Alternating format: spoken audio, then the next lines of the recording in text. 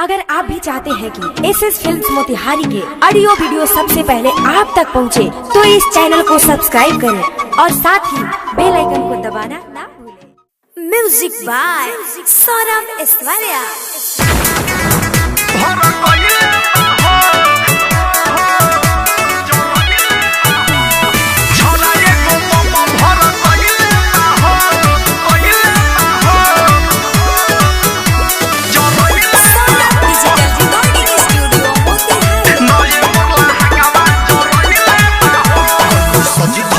सझिया हम घाटे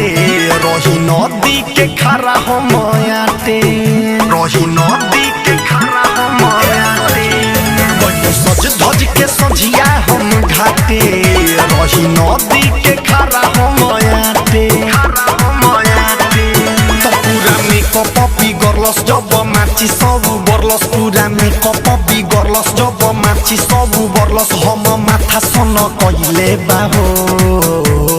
छोरा एको बम भर कइले बाहो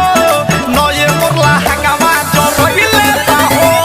छोरा एको बम भर कइले बाहो नये मोरला हंगामा जरइले बाहो भर कइले बाहो बोले बोले छठी मैया की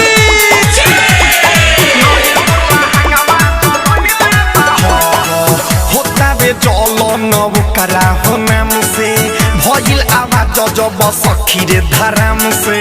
भागे न पैनी समझ में न आइल मांगा के लहंगा मोर जरल या राम से का कोई रे होता बे चलन हो करानू नाम से भइल आवाज जब सखी हो धराम से भागे न पैनी समझ में न आइल मांगा के लहंगा मोर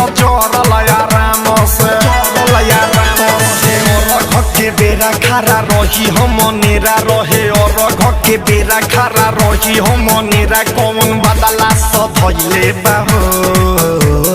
छौरा एको बम भर कइले बाहो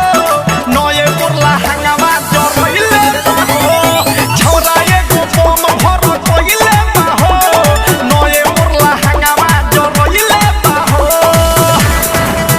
भर कइले बाहो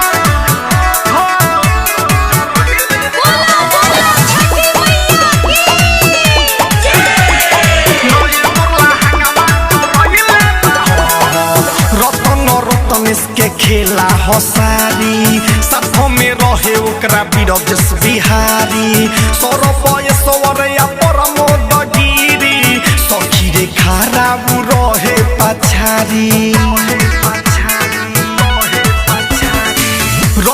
रतनेश के खेला हसारी साथों में रहे उनका बिरजस बिहारी सौरभ ऐश्वर्या प्रमोद गिरी सखी रे खराब हो रहे पछारी